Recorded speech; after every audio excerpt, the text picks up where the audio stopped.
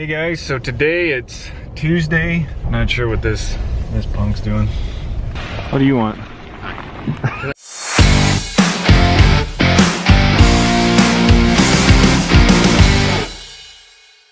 Bag and gloves. Sure. Okay. Okay. I'm gonna head up. Yeah. You know what to do. We set this up because I don't know if I'll be able to show you here. Those tips on it now, with the green tips, they just stream. There's 3 little holes that stream out fertilizer. So we set it up to just put on fertilizer only. It's not going to be putting on any herbicide this pass. And so what our goal is we're going to vertical till a pivot.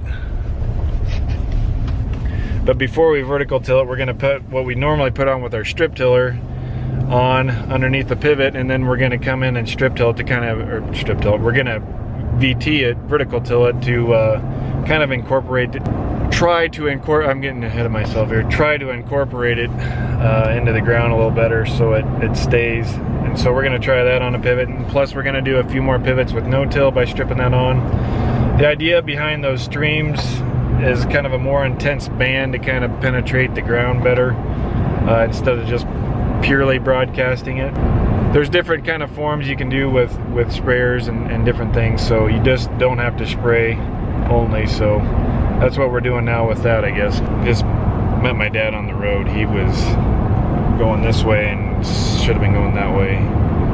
So we haven't been getting super early starts in the morning because it's been pretty cold this morning. It was like mid-teens this morning, and so what that will do is kind of freeze that top layer and kind of create a little bit of a frozen crust, and so it just doesn't work very well. So we kind of tend to wait for the sun to kind of heat it up just enough to work a little better for the strip till.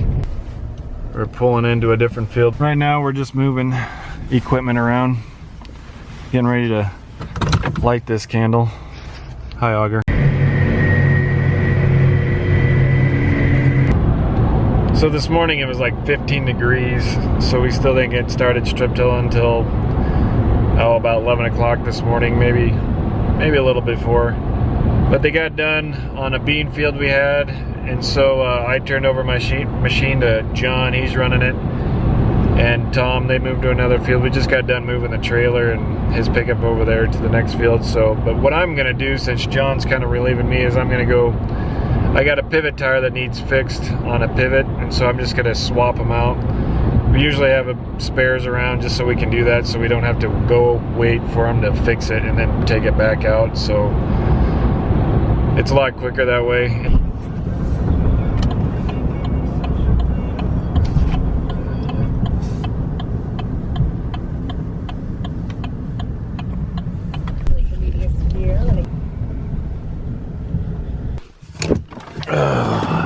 There's the stinker. Why'd you do that? Should have a tube in it, I think. Yep, the tube went flat. Usually on these tall tires, well, any of them, we prefer to have tubes in them, but still every once in a while you'll get a flat one. This one is actually foam filled. These are the ones, if you've been with me for a while, we put in last year on that one pivot, that video we did. And so the idea is that they'll never go flat because it's foam. So, but these taller tires are a little less fun, but oh well.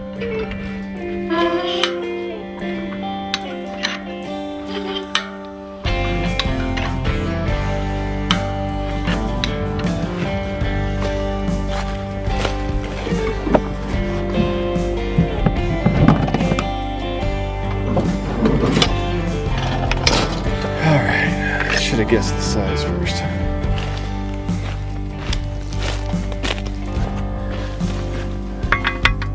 Oh, I'm good.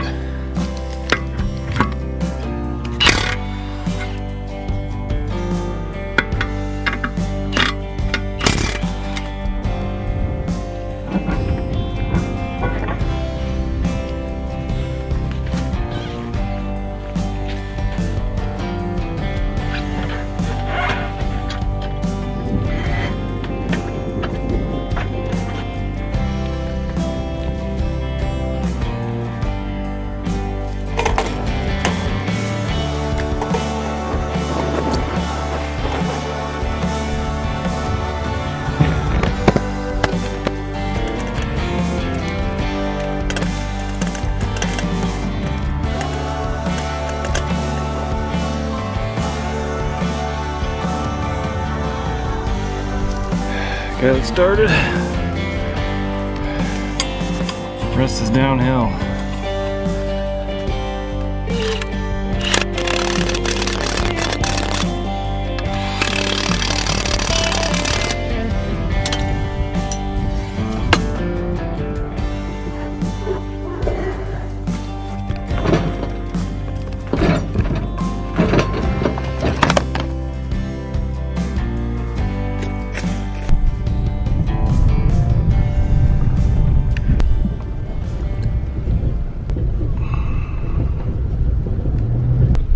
So my brother was out here the other day. This was the pivot that he said there might be a few low tires on, so we'll check it out.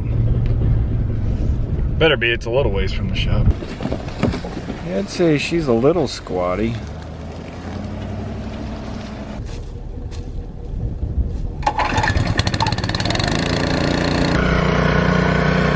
Filling it up. So I'm waiting for this guy to air up. This pivot here is a T&L. They're, I think, the only hydraulically driven pivot that's on the market today. And how they work is at the well, there's a pump driven by the motor or electricity, and there's hydraulic lines that run up and down the pivot. If you can see up there, there's valves that tell it how fast they pull, and that's what keeps it in line, is those two lines right there. And that's how you kind of straighten it. That's what keeps it in line. So if it's getting out of line, it'll kind of start to pull it one way or the other to speed up or slow down. And that sends hydraulics down to this guy, this hydraulic motor, and a shaft goes through there to the other gearbox. And that's essentially how a hydraulic pivot works. You control it down there at the end on this pivot, which is kind of a setback. But I think they got them now, so you can control them at the pivot point. Next tower. Last tower, folks.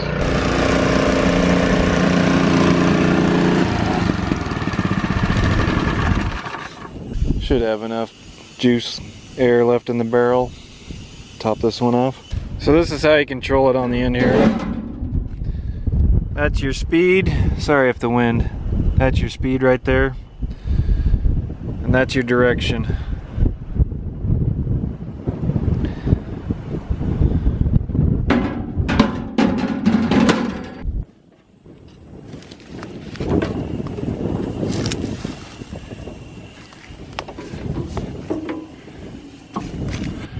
That's how Jesus would do it. I don't know really. So this is the pivot as well that we're gonna just vertical till. My brother was out here stripping fertilizer on with the sprayer, not the strip tiller, with the sprayer. What I mean by stripping is kind of what I referred to in the beginning. Those nozzles leave a stream instead of broadcasting it, so we kind of consider that stripping on fertilizer for lingo terms.